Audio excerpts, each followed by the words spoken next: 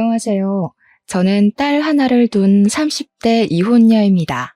제가 사연을 올리게 된 이유는 살아생전 제 목숨을 빼앗길 만큼 큰 위기를 겪고 이혼을 했기 때문이에요. 삶이라는 게 늘 건사하기엔 험난한 땅덩어리란 걸 알지만 저는 뉴스에 나오는 사건, 사고 안 겪고 잘 살 줄 알았습니다. 그냥 적당히 부부싸움하고 적당히 고부 갈등 느끼며 남들 지내는 것처럼 그렇게 평범하게 살 줄 알았어요. 제 결혼 생활에 믿을 수 없는 존재가 나타나 저의 행복한 미래를 순식간에 망가뜨릴 줄은 몰랐단 말입니다. 기적적인 사연들도 덜어 있었으나 주로 사연자분들이 억울하고 슬픈 경험담을 이곳에 많이 올리는 것 같길래 저도 한번 들러보았습니다. 내 이야기 하나쯤 쓰는 거야 누구나 어렵지 않잖아요.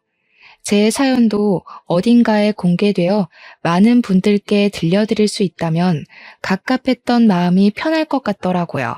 그렇다면 제 일이 저만의 기억과 불행으로 남지 않고 누구에게나 일어날 수 있는 사례쯤 되지 않을까 싶었어요. 그래도 자랑거리가 아니라서 큰 용기 내어 글을 써내려가는 것이니 위로 어린 시선으로 봐주셨으면 합니다. 저는 이혼남이랑 결혼을 했습니다. 초혼에 이혼남이랑 결혼한다고 하면 다들 말리세요. 저도 당연히 집안의 반대가 심했고 주위 사람들도 친구, 동료 할 것 없이 저의 결혼을 부정적인 시선으로 바라봤죠.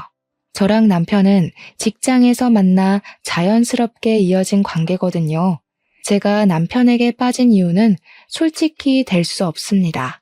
그 사람의 배려가 좋았고 다정하게 저를 봐주는 눈빛이 좋았고 저보다 저를 더 신경 쓰고 챙겨주는 손길이 좋았는데 그런 호의적인 태도가 제 마음속에 쌓이고 쌓이다 보니 저도 모르는 사이에 어느새 그 사람을 좋아하고 있더라고요. 제 마음을 정확하게 깨달은 순간은 잘 알고 있는데 그건 바로 남편이 전처 얘기를 할 때였습니다. 희한하게 남편과 살갑게 대화를 하다가도 남편 입에서 전처 얘기만 나오면 기분이 확 죽어버렸어요. 그때 제가 그 전처한테 질투를 느끼고 있다는 사실을 눈치챘고 남편을 좋아하고 있구나라는 걸 똑똑히 알 수 있는 부분이었습니다. 남편도 분명 저에게 호감이 있는 것 같은데 저한테 확실한 의사 표현은 하지 않더라고요. 아마 제가 초혼이기 때문에 자신의 존재가 괜히 제 앞길을 막는다고 생각했던 것 같아요. 남편이 그만큼 저를 신경 써주는 게 너무 제 눈에 보였고 저도 어느 순간부터 남편의 그런 태도를 신경 쓰다 보니까 어느새 깊어진 마음 때문에 제가 먼저 고백을 했습니다. 남편은 저를 감히 거절할 생각을 못하면서도 미안해했어요. 자기가 이혼남이라서 사과를 했고 제 연애사에 먹칠을 하는 것 같다며 사과를 했죠. 하지만 남편은 제게 오점이 되는 존재가 아니었습니다. 이혼한 게 어때서요? 제가 초혼 입장이면 이혼남이랑 연애하면 안 됩니까? 법에 어긋난 짓을 하는 것도 아닌걸요. 남편은 연애하면서 제게 평생 겪어보지 못할 만큼의 마음을 주었습니다. 이런 건 이혼남이 아닌 미혼 남자친구한테서도 느껴보지 못했던 사랑이었어요. 그때만 해도 마음의 크기와 태도는 이혼을 했고 안 했고로 나눠지는 것이 아니라 그 사람의 됨됨이와 진실한 감정으로 만들어지는 거라고 생각했습니다. 저는 남편과 혼전 임신을 하게 되었어요. 어차피 저희가 결혼 전제를 생각하고 있던 터라 임신을 축복으로 생각했고 망설임 없이 바로 결혼식 날짜를 잡았죠. 남편이 다정했던 것만큼 시부모도 정말 자상하고 좋은 분들이었습니다. 저는 시집 잘 갔다는 생각을 했을 정도로 고생 없이 지냈어요. 시부모가 먼저 배려를 해줘서 저희는 갈등 없이 분가를 진행하기도 했었어요. 그리고 제가 출산을 할 때까지는 시댁과 남편에게 최고의 대우를 받았습니다. 시모가 굳이 저희 집을 찾아와 임신에 좋다는 몸보신 음식을 많이 만들어 주었고 남편도 제가 뭐 입만 다시면 이것저것 챙겨주면서 늦은 새벽까지도 편의점을 뱅뱅 돌았어요. 이런 집안을, 이런 남편을 누가 이혼 집안이라 욕을 하겠습니까?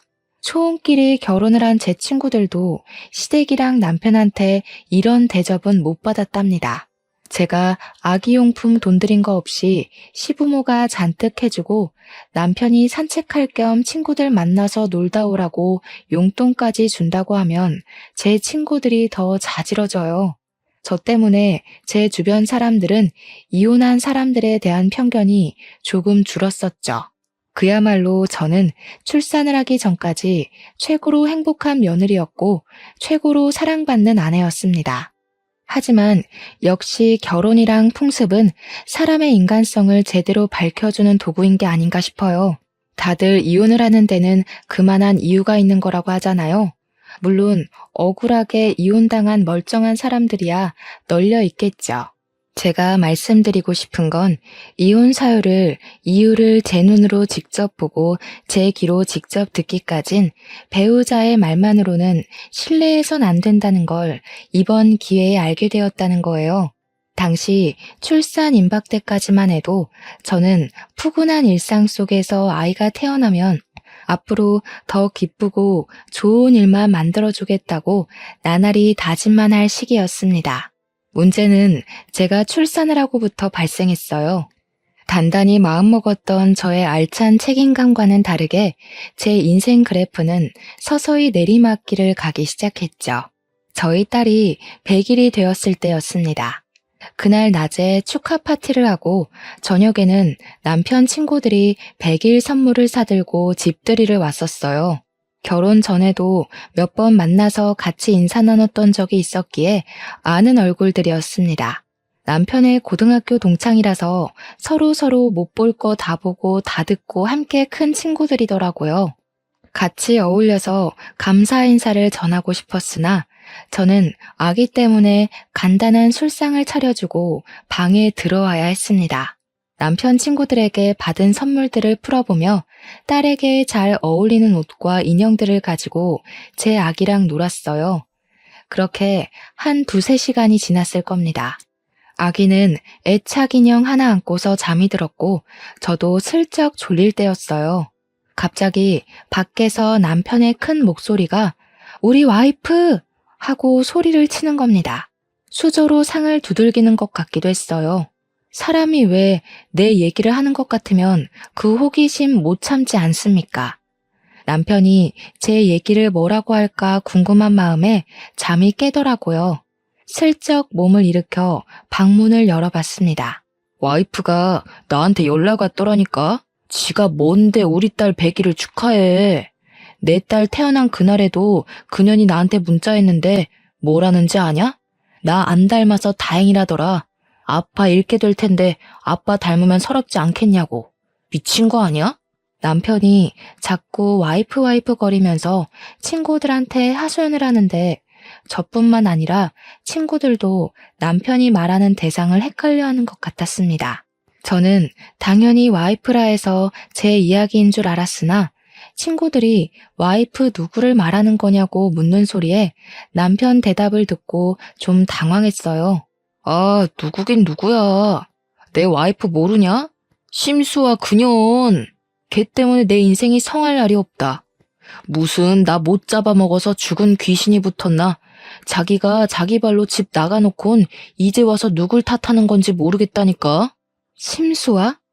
제 이름은 김옥연입니다. 그러니까 남편이 여태 와이프라고 칭했던 사람은 전처라는 거겠죠. 그 순간 서운하고 기가 막혀서 방문을 닫아버렸는데 제가 좀 세게 닫아서 아마 밖에서 다 들었을 겁니다. 그렇잖아도 떠들썩하던 분위기가 순식간에 팍 조용해졌더라고요. 그러나 전처 얘기는 그날뿐만이 아니었어요. 그 뒤로 남편은 술만 마시면 한 번씩 전처를 자기 와이프라고 일컬었습니다. 술 깨고 그 다음날 제가 그 사실을 콕 집어서 지적을 해주면 남편은 혼자 시겁해선 미안하다 사과하길 몇 번이나 반복했어요. 그러면서도 전혀 고쳐질 기미는 안 보였습니다. 당신 전처한테 미련 남았어? 내가 분명 조심해달라고 했잖아. 술 마실 때마다 같은 실수 반복하는 건 내 말을 귓등으로 듣는 거야? 아니면 전처가 그립기라도 한 거야? 무슨 그런 소리를 해. 나한테 전처는 끔찍한 존재, 그 이상도 이하도 아니야. 나한테는 과거 결혼 생활이 지옥이나 마찬가지였다고 했잖아. 내가 왜 자꾸 술 먹고 그러는지 모르겠지만 미안해. 근데 진짜 전처에 대한 마음은 이미 옛날부터 없었어. 제 대처법에 문제가 있는 건지 제가 계속 같은 말을 반복해야 하는 날이 늘어갔어요. 같은 문제로 서운함이 쌓이다 보니까 갈수록 더 심한 갈등이 생기더라고요. 그래서 남편이 먼저 다시는 술을 안 마시겠다고 다짐을 해줬고 그걸로 겨우 합의를 봤습니다. 물론 남편은 한 번 갔다 온 사람이니까 와이프라고 부르던 전처를 착각하고 또 그렇게 부를 수 있다고 이해는 해요. 하지만 그게 술 먹을 때마다 반복이 된다면 좀 곤란하잖아요. 그것과는 별개로 저만 스트레스를 받는 거고요. 남편은 알아서 입 싹 닫고 군말 없이 금주를 하겠다고 해주니 저도 그쯤에서 한 발 양보해야 했습니다. 그렇게 시간은 또 좀 평화롭나 싶었어요. 그럴 리가 있겠습니까? 제 인생이 출산을 하고 내리막길을 내려가고 있다 그랬잖아요. 그날도 저는 여전히 내리막길에 서 있던 중이었어요. 남편이 출근한 날 제가 아이를 유모차에 태우고 잠깐 산책을 나간 적이 있었습니다. 벤치에 앉아서 아이랑 놀고 있는데 어떤 여자가 제 옆에 착석하더라고요. 그분은 반려견 산책을 나왔는지 유모차에 강아지를 태우고 있었습니다. 우리 딸이 그 새끼 강아지가 인형인 줄 알고 만지고 싶어서 손을 조물락거리길래 저도 그 강아지를 아른 채 했어요. 와, 강아지가 너무 예쁘네요. 이 정도면 겨우 4개월 정도밖에 안 됐겠어요. 저희 애도 강아지를 되게 좋아해서 집에 강아지 인형이 많아요. 인형 같은 강아지가 움직이니까 우리 딸이 이렇게 좋아하네요. 네, 그래봤자 아이만큼 예쁠까요? 보니까 확실히 부인을 더 닮긴 했네요. 그래도 이렇게 잘 낳고 잘 살고 계신 것 보면 강영철 씨가 아이 지우란 소리는 안 했나 봐요? 어때요? 남편이 잘해줘요? 그 순간 그 장소는 산책길이 아니라 무슨 차가운 빙판길과도 같은 느낌이었습니다. 강영철은 제 남편 이름이에요. 낯선 여자 입에서 남편 이름이 나오자 저는 그 여자가 누군지 왠지 알 것 같더라고요. 강영철 씨 전처되는 사람이에요. 남편분께 제 이야기를 들었는지 모르겠지만 그 사람 말 웬만하면 믿고 거르는 게 좋을 거예요. 진실한 게 전혀 없는 사람이거든요. 역시나 그녀는 내 남편의 전처였던 겁니다. 어떻게 전처가 우리 아파트 산책길에 있는 건지도 궁금했지만 그보다 제 신경을 더 쓰이게 만들었던 건 전처가 뒤에 한 말들이었어요. 애가 곧 돌이죠? 저도 아들이 하나 있었는데 돌도 못 보내고 죽었어요. 강씨 집안 때문에 제 애가 제 명에 못 살고 안타깝게 떠나버렸죠. 그 집안에선 절대 아이 무사히 못 키워요. 딸 안녕을 바라시는 거면 이혼하는 게 좋을 겁니다. 남편은 제게 분명 전처아이 사이에 아이가 없었다고 했습니다. 아이가 없는 건 맞는 것 같은데 그게 원래 착상 자체가 없었던 게 아니라 아이의 사망 때문에 자식이 없다고 했을 줄은 꿈에도 몰랐어요. 몰랐으니 당연히 아이에 대해선 더 물을 생각도 안 했고요. 이미 아이 여부 사실만으로 너무 놀라서 대답을 못 하겠는데 이혼을 하라니요. 강씨 집안에선 애를 못 키운다니요. 전혀 이해할 수 없는 말을 하는 전처의 발언에 저는 기분 나쁜 표를 내고 말았어요. 지금 무슨 말을 하고 싶은 거예요? 제 남편의 전부인 된다는 건 잘 알겠는데요. 아이를 잃은 건 정말 유감이지만 저한테 이런 말을 할 이유는 없다고 보는데요. 혹시 저희 집 뒷조사라도 했나요? 어떻게 찾아와서는 저한테 이런 말을 하는지 모르겠네요. 기분이 좀 나빠서요. 그만 가볼게요. 돌 때까지 애 간수 잘하세요. 시부모한테 맡기지 마시고요. 자식 조종하는 부모나 부모한테 조종당하는 자식이나 쓰레기인 건 매한가지예요. 그런 쓰레기들 때문에 자식 잃어보지 않아서 모르시겠죠. 그래서 미리 경고하는 거니까 딸 지키고 싶으면 정신 똑바로 차리세요. 자꾸 찝찝한 소리를 해대는 전처에게 화가 나서 내가 그만하라고 소리를 질렀더니 거기에 우리 딸이 놀라서 울고 전처는 제게 고개만 까딱 인사하고 사라져버렸습니다. 정말 어딘가 모르게 섬뜩하고 기분이 나쁜 여자였어요. 그 이후 저는 산책도 더 못하고 집에 돌아와 버렸고 그날 남편 퇴근하기만을 기다렸다가 전처에 대해 물어봤습니다. 도대체 그 사람 뭐야? 왜 당신 전처가 왜 우리 아파트 마당에서 보이는 건데 왜 나한테 그런 이상한 소리를 하고 우리 애를 갖고 협박을 하냐고. 근데 당신 애가 있었어? 그 여자 말론 아들 있었는데 죽었다고 했어. 대체 내가 들은 게 다 뭐야? 저도 남편을 기다리는 시간 동안 너무 답답하고 무서워서 이것저것 질문을 던졌더니 남편이 급하게 사색이 되면서 전처에 대한 행방만 묻더라고요. 행방은 저도 모르죠. 몰라서 이렇게 당신한테 묻는 거 아니냐고 하니까 남편은 별다른 변명 없이 앞으로 산책 나가지 말라는 말만 하고 제 의문을 풀어주진 않았습니다. 제가 집요하게 물어도 평소와 다른 모습으로 버럭 성질만 부릴 뿐 그 전처를 이상한 사람 취급만 했어요. 정신병자 수준으로 이상한 여자니까 앞으로는 우연히 마주치더라도 그 어떤 얘기도 듣지 말고 자리를 뜨라는 것만 지시했습니다. 제가 보기엔 아무래도 남편이 전처 일에 대해서 뭔가 숨기는 게 역력한 눈치였어요. 남편의 저런 초조한 모습은 결혼하고 처음 보는 모습이었습니다. 그래서 저는 며칠 뒤 애를 데리고 시댁을 찾아갔어요. 돌잔치 얘기를 의논하러 갈 겸 남편이 풀어주지 않은 제 궁금증을 해결하기 위해서요. 그런데 어머님, 남편 전처 말인데요. 아이가 있었다고 들었는데 혹시 무슨 사고가 있었나요? 다른 건 아니고 얼마 전에 저희 아파트 앞에서 전처되는 분을 만났거든요.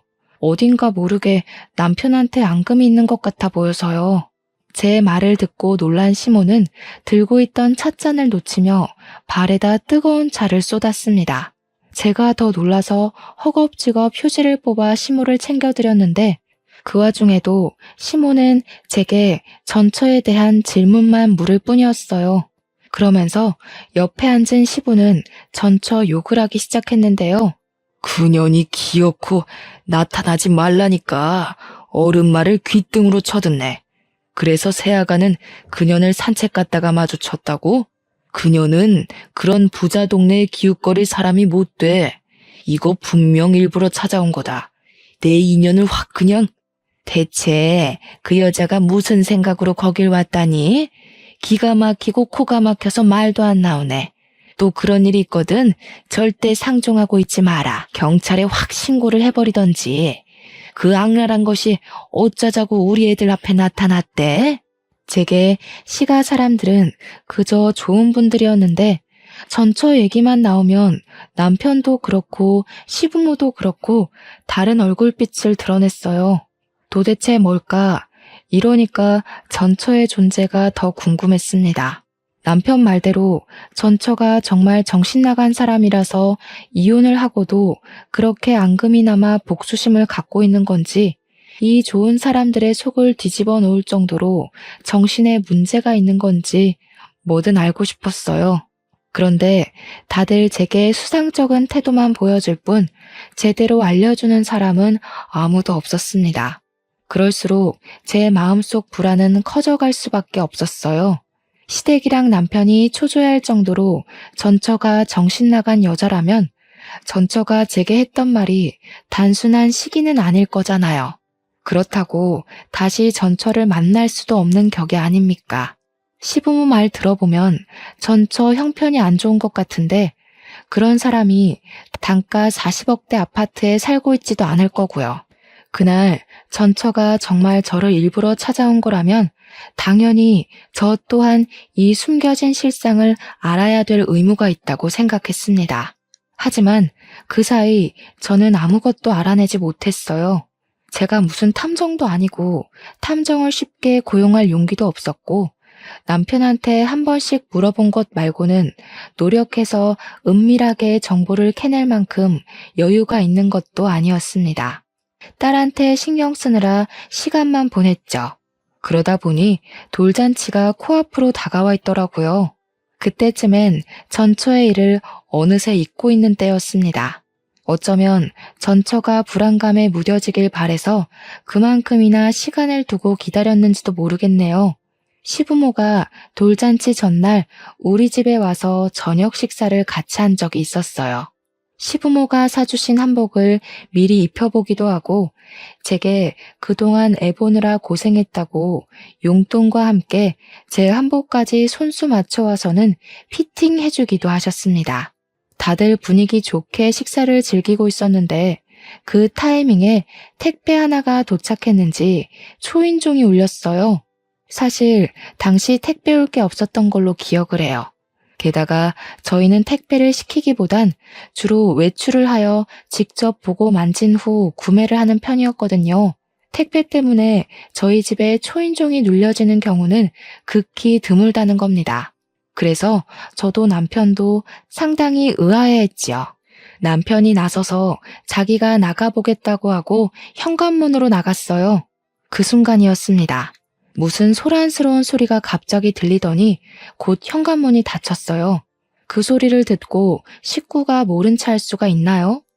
뭔가 싶어 주방을 나와 바깥을 내다봤는데 남편이 신발장 앞에 없더라고요.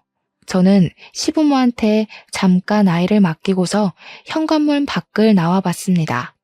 택배가 온 것도 없는 것 같은데 남편이 순식간에 사라지고 없길래 남편을 찾으러 엘리베이터를 타고 바깥까지 나와봤죠. 그러니 남편이 1층 주차장에서 누구를 부르면서 찾고 있는 겁니다. 남편한테 쫓아가서 여기서 뭐 하냐고 했더니 남편이 저를 보곤 깜짝 놀라더라고요. 왜 내려왔냐고 아무것도 아니니까 올라가라고 하는데 그러면서 남편이 몸 뒤에 숨긴 물건이 하나 있었습니다. 아무래도 아무것도 아닌 게 아닌 것 같아서 남편한테 숨긴 걸 내놓으라고 진지하게 말했어요. 남편이 머뭇거리길래 제가 빼앗듯이 그걸 쥐었습니다. 아주 두툼한 우편물이더라고요. 그 안에는 웬 아기 사진들이 잔뜩 있었습니다. 당연히 저는 모르는 남아였는데 남편만 이 사진에 유독 민감한 반응을 하더라고요. 남편의 수상한 태도가 제게 답을 알려주었어요. 이 사진 속 아이가 남편과 전처의 아들이라는 걸 눈치챌 수 있었죠. 이게 뭐야? 그 여자가 보낸 거야? 대체 이 여자 뭐 하는 사람이야? 이게 지금 뭐 하자는 건데? 지난번에도 나한테 이상한 소리를 하더니 이젠 우리 집 주소까지 알아내서 이런 걸 보내? 이거 우리한테 의도적으로 접근하고 있는 거 아니야? 신경 쓰지 마. 애가 원래 좀 정신이 나갔다고 그랬잖아. 내가 다 해결할게.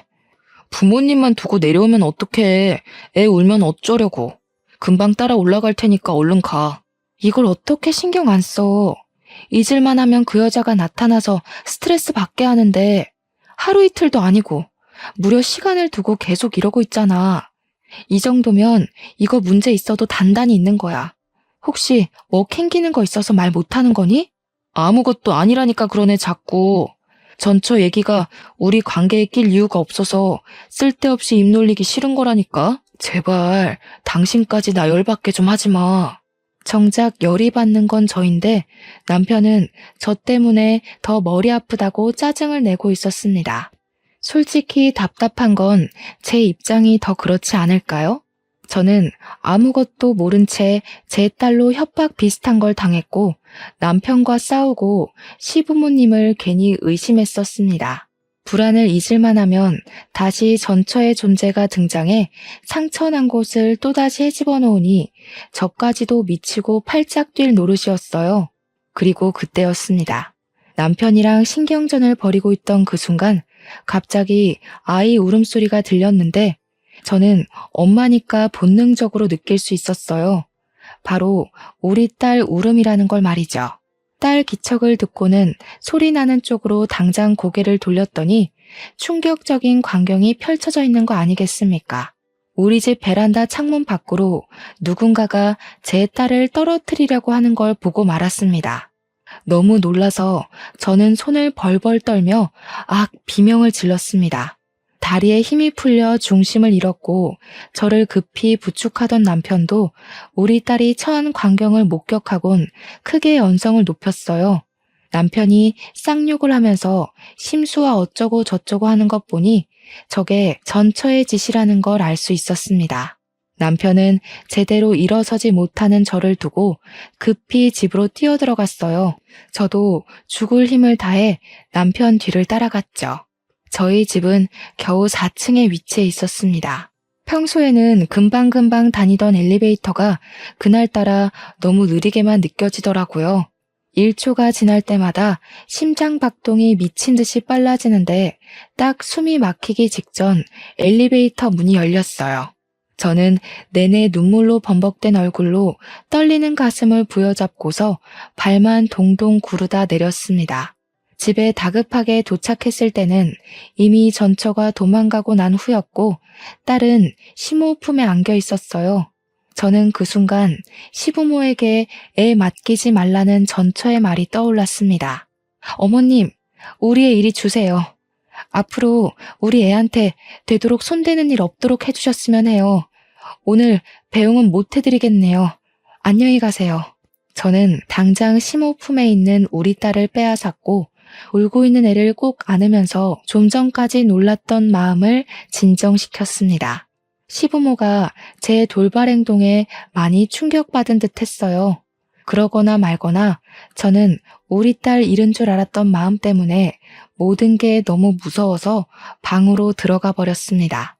그 이후는 남편이 대충 시부모 달래서 집에 보내는 것 같았어요. 당장 다음 날이 돌잔치였는데 이게 무슨 재앙인지 모르겠더라고요. 저는 그날 밤 남편을 원망하면서 내내 두려웠던 마음을 토로하며 목소리를 높였는데요. 나 더는 못 참아. 우리 애가 사고 날 뻔했어. 그런데도 당신이 나더러 상관없으니까 빠지라고 한다면 나 당신이랑 이혼할 거야. 그러니까 대체 뭐 때문에 전처가 아직도 이 난리인지 말해. 그 여자가 뭔데? 왜 우리 애한테 그런 짓을 하는 건데? 이유가 있을 거 아니야. 당신은 알잖아. 제가 너무 득달같이 달려들면서 서럽게 우니까 남편은 결국 과거의 일을 얘기해 주었습니다. 이혼 얘기까지 하니까 남편도 더는 감출 수 없는 부분이라고 판단했겠죠. 남편이 해주는 말들은 일반 상식선에서 이해하기 벅찰 만큼 충격적인 내용들이었습니다. 남편은 전처랑도 혼전 임신을 했다고 했어요. 그러나 전처가 유흥에서 일하던 여자였던지라 시부모의 결혼 반대가 심했고 남편도 전처랑 결혼까지는 원하지 않았다고 했습니다. 그래서 남편이랑 시부모가 전처한테 애를 지우라고 권유도 했었대요. 전처는 절대 애를 지우지 않았고 결혼을 하지 않는다면 남편 직장에 소문을 내서 남편 앞길을 막을 거라 협박을 했었다고 합니다. 결국 시부모는 둘의 결혼을 허락했다는데요. 전처의 형편이 안 좋으니까 시가의 합가로 시작을 했는데 시부모가 그 기회를 틈타 전처에게 그렇게 심한 시집살이를 일삼았다네요. 전처가 출산을 하고 난 후에도 시부모는 전처를 일관되게 하대했고 오히려 전처가 이 생활을 못 견디고 집을 나갈 수 있도록 남편한테 일부러 다른 여자까지 서슴없이 소개해주며 전처 마음에 불을 지폈다고 했습니다. 또 시부모가 남편과 전처 사이를 이간질도 해 남편이 전처를 안 좋게 보도록 만들었다는데 남편이 그걸 곧이곧대로 믿고는 전처에게 손찌검도 했다는 거 아니겠습니까?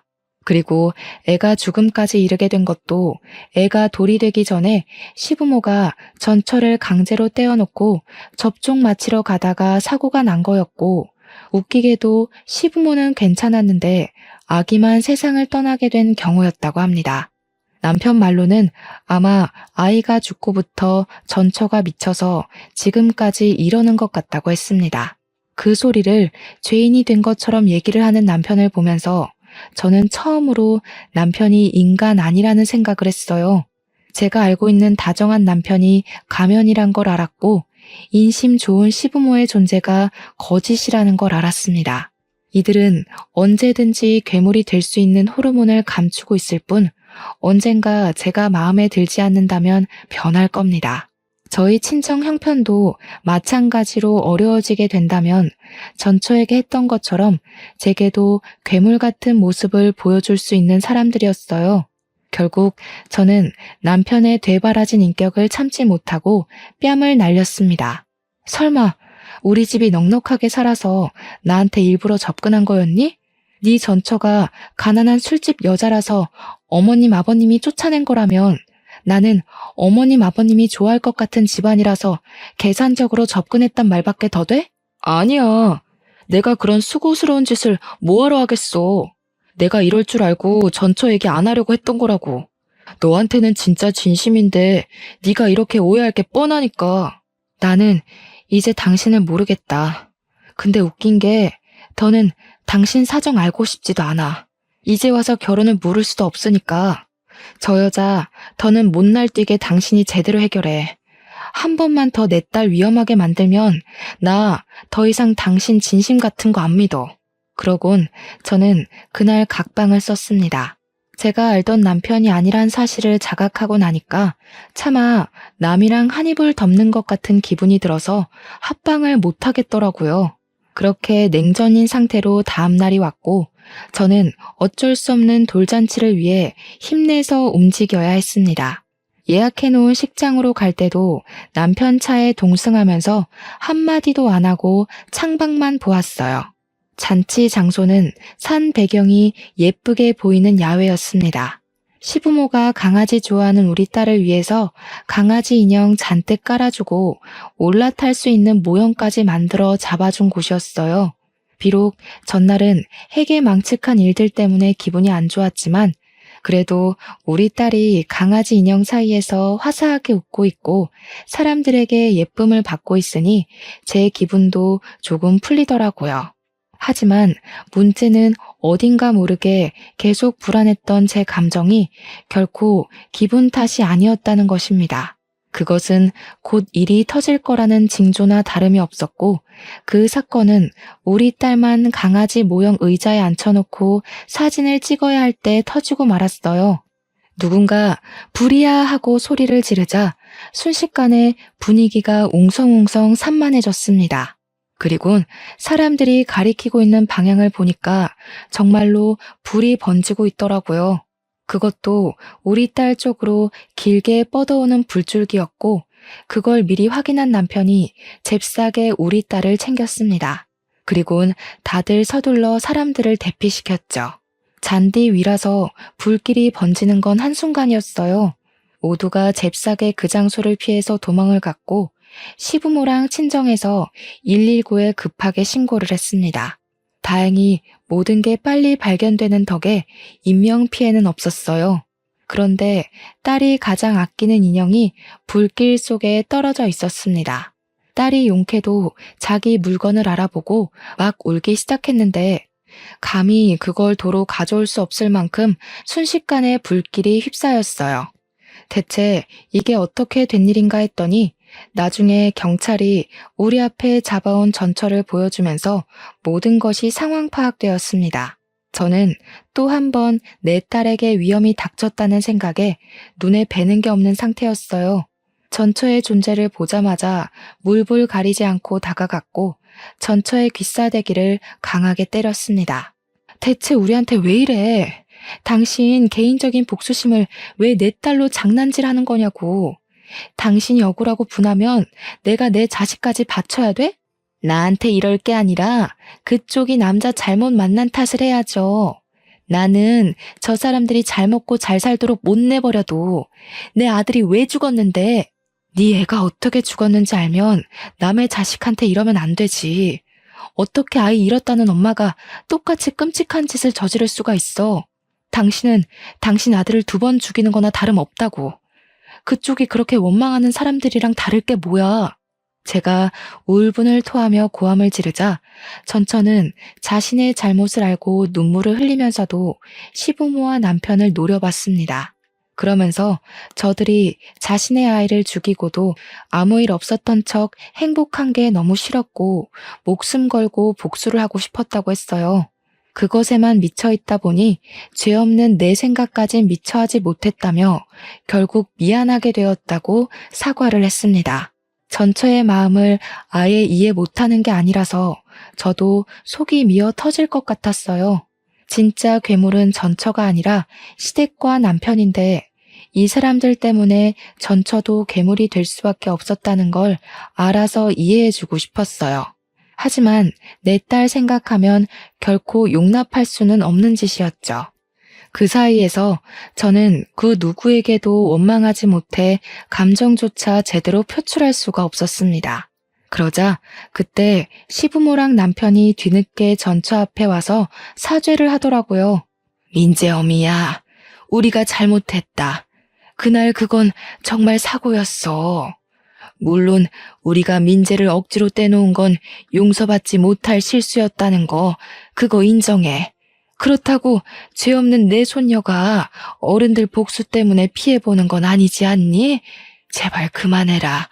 너 때문에 우리 충분히 피말랐어. 그래, 복수를 할 거면 나한테 해. 네 눈에 띄지 않게 살려면 나 진짜 찍소리도 안 하고 얌전하게 지낼 수 있어. 그러니까 제발 내 딸은 건들지 마. 이렇게 부탁할게.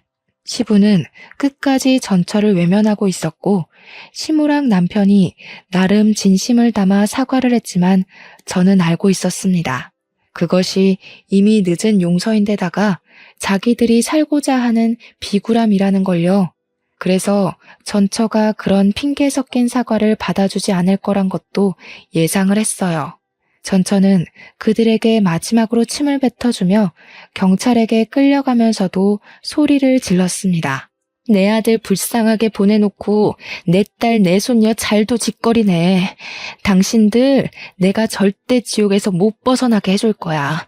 차라리 죽는 게 낫겠다 싶을 만큼 또 찾아가고 계속 나타날 거야.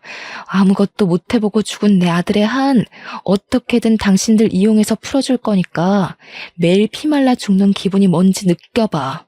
전처의 발언은 그 자리에 있는 모든 사람들과 공직자들에게 불쾌감을 넘어 안타까움을 안겨주었습니다. 그리고 저희 시댁과 남편은 순식간에 천하의 몹쓸 놈들이 되어버렸죠. 이 모든 광경을 지켜보면서 저는 더 이상 이 아슬아슬한 집안을 감당하기가 버거웠어요. 그래서 우리 딸의 기쁜 생일날 남편에게 이혼을 요구하고 말았습니다. 남편은 제 말에 놀라서 무슨 소리냐고 또 해명을 하기 시작했어요. 쟤 그냥 하는 말이야. 그래봤자 방아쇠로 몇 년은 깜빵에서 썩을 운명이라고. 더 이상 이런 일 없을 거야. 방금 사과한 것도 적당히 걔 비위 맞추려고 했던 거지. 나 솔직히 잘못한 거 없어. 내가 지 아들 죽였나? 자기 아들 운명이 거기까지였던 걸 괜히 우리 탓하면서 난동 부리는 거야. 이런 것도 해명이라고 하는 건지 정말 사람 같지도 않은 탈을 마주하면서 구역질이 나올 뻔했습니다. 그리고 언젠가는 이 비굴한 모습이 제게도 향할 독화살일 거라는 생각이 들었어요. 사람은 모든 걸 잃었을 때 본 얼굴이 나온다고 하잖아요. 남편의 밑바닥을 이렇게 노골적으로 확인하게 되니 그동안 자신했던 저의 판단들이 모두 잘못되었다는 걸 느꼈습니다. 저는 치밀어 오르는 우라를 참지 못하고 남편의 귀싸대기를 한 대 날렸어요. 딸을 위해서 과감히 남편을 버리기로 마음먹었죠. 당신은 그 여자한테 진심으로 사과를 했어야 했어. 다리가 절단 나도록 무릎을 꿇었어야 했고 머리에 피가 나도록 쳐받고 잘못을 빌었어야 했다고. 잘못한 게 없다고? 당신이 저 여자를 만났던 거, 지우라고 협박했던 거, 시부모한테서 지켜주진 못할 망정 똑같이 괴롭힌 거, 이건 다 잘한 짓이니? 그냥 당신은 당신 자체가 잘못인 거라고. 알았어. 다 알았으니까 여보 제발 이러지 마. 왜 저 여자 일에 휘말려서 우리가 헤어져야 돼? 저 여자 말 다 진짜는 아니야. 우리가 이혼하면 저 여자 좋은 일만 시켜주는 꼴 된다니까? 한심한 새끼. 끝까지 자기가 뭘 실수하고 있는 줄 모르네. 저 여자의 죽은 아들도 어쨌든 네 새끼 아니야? 어떻게 네 새끼를 그런 식으로 말할 수가 있는지 모르겠다. 이제 보니까 정신 나간 건 저 여자가 아니라 너네 집안이었네. 아무래도 너네 집안은 평생 자식 팔자, 손주 팔자 없을 사주인가 보다. 그만 이혼하자. 모두가 제 결혼을 부러워했고 제가 대접받고 산다고 생각을 했는데 그런 분위기 속에서 이런 결과를 보여주고 말았으니 정말 수치스러웠습니다. 저 하나만으로 이 망신스러운 곤욕을 당하는 거라면 그래도 견뎌는 봤을 거예요. 그런데 저희 친정 식구마저 제 꼴을 다 목격했잖아요. 제가 이런 사람과 결혼하고자 목에 핏대까지 세우고서 친정 식구들을 설득했었단 말입니다. 주위에 남편 같은 남자 없다고, 시부모 같은 부모님 없다고 그렇게 자랑을 했는데 참 꼴이 우습게 되어버렸어요. 그래도 친정은 친정이라고 오히려 저를 걱정하는 눈빛을 보내주고 있더군요. 남편뿐만 아니라 시모까지 제게 매달려 사죄를 바라는 상황에서 저는 그만 제 입장을 꺾어야 할 때라는 걸 알았어요. 이혼한 데는 다 그만한 이유가 있다며 제 결혼을 말려줬던 수많은 사람들에게 미안하다는 말 대신 행동으로 보여줘야 했습니다. 네가 우리 딸이 진정으로 행복하길 바란다면 평생 네 아들 외롭게 보낸 죗값 감당하고 속죄하면서 살아. 너희 집은 평생 갱생 못할 짓을 저지른 거야. 나는 내 딸을 그런 소름 끼치는 집안의 핏줄로 키울 생각 없어. 네가 실수한 게 맞고 내가 그걸 안 이상 당신들은 나한테 그냥 쓰레기일 뿐이야. 저는 그대로 친정 식구들을 따라 돌아섰습니다. 저를 끝까지 붙잡으려는 남편을 발로 차버리고 친정차를 타고서 친정집으로 향했어요. 집으로 돌아가는 동안 엄마의 위로를 받으면서 얼마나 울었는지 모릅니다. 딸은 그새 얼굴에 검은 잿가루가 묻어 있더라고요. 부모 잘못 만나서 겪지 않아도 될 위험을 겪은 제 딸에겐 또 얼마나 미안했는지. 제 딸이 그날 이후로 강아지를 안 좋아합니다. 움직이는 강아지를 볼 때면 기겁을 하고 울기도 해요. 겨우 2살이라도 자기 딴에는 무의식 속에서 그날의 공포를 느끼고 있나 봐요. 그럴 때마다 제 가슴은 또 한 번 찢어지고 맙니다. 결국 그동안 저의 푸릇푸릇했던 마음과 기분들은 전부 당시에 뭣도 모르고 자만했던 저만의 허상들이었어요. 지난 날이 무척 후회스럽고 제 불찰을 매번 탓하고 있지만 그래도 이번 경험 덕분에 저의 좁았던 시야가 넓어지면서 한층 더 성숙한 어른이 되긴 했습니다. 딸을 위해서 남편을 깎아내는 고통을 얻었어도 저는 우리 딸이 무사한 게 먼저기에 제 판단이 옳았다고 생각해요. 뒤늦게라도 올바른 길을 찾아 걷기만 한다면 중간에 어떤 험난한 비탈길을 지나왔다고 하더라도 전부 제 삶의 밑거름이 되는 셈인 거 아니겠습니까? 주위에서도 저더러 손가락질하기보단 따뜻한 위로의 손길을 더 많이 보내주고 있어요. 그럴 때면 제가 인생을 헛살아온 게 아니라는 게 느껴져서 위안이 됩니다. 그래요. 사람이 실수하는데 등급이 어딨겠습니까? 누구나 할 수 있는 실수, 저는 좀 크게 겪었다 생각하고 말려고요. 저는 더 단단해진 발바닥에 굳은 살을 달고서 우리 딸을 무사히 키워내기 위해 어떤 길이든 걸을 것이고 길을 잃더라도 반드시 바른 길을 다시 찾도록 노력하는 엄마가 될 겁니다. 전처는 현재 방화죄로 징역살이 중이라는데 아직 용기가 없어서 면회는 못 가봤지만 언제 한번 시간을 내서 들러볼까 해요.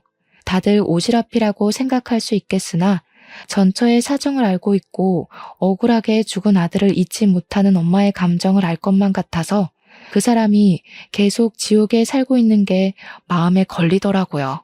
제가 뭘 어떻게 하겠다는 건 아니고 그냥 엄마 대 엄마로 한번 만나보고 싶을 뿐이네요. 물론 이마저도 언제 용기를 내서 다녀올진 잘 모르겠습니다. 아마 제가 마음의 정리를 끝내고 여유가 생긴다면 가능하지 않을까 싶어요. 아무튼 평범하게 살고 싶었던 평범한 애엄마의 하소연을 한번 써봤습니다. 다들 무탈하고 심심한 내 시간에 항상 감사하며 지내셨으면 좋겠어요. 우리는 불운을 운 좋게 비켜가고 있을 뿐 언제 어디서 불운이 닥칠지 모를 운명이라는 걸 기억하면서 말이죠. 제 사연은 여기서 마무리하겠습니다. 들어주셔서 감사합니다.